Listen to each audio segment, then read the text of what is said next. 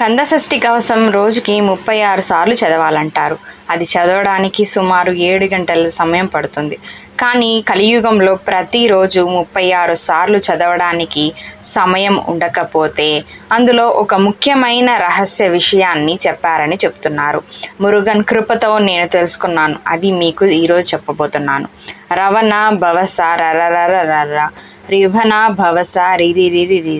దీని అర్థం ఏంటో వెతికి మురుగన్ అనుగ్రహంతో తెలుసుకున్నాను. శరవణ భవ అనేది మురుగన్ను సంబంధించిన మంత్రం. దీన్ని 6 సార్లు చెప్పాలి.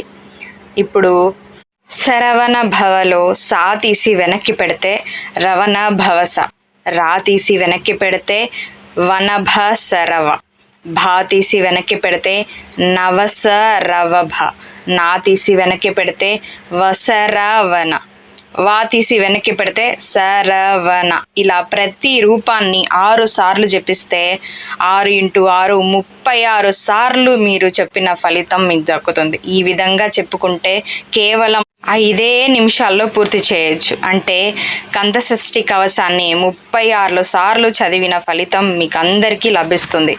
మనం తెలుసుకున్న ఈ పవిత్రమైన విషయాన్ని మీరు మాత్రమే పెట్టుకుంటే సరిపోతుందా? అందరికీ షేర్ చేయండి. ఇంతవరకు మన ఛానల్ని సబ్స్క్రైబ్ చేసుకోకుండా చూస్తున్న వాళ్ళు సబ్స్క్రైబ్ చేసుకుని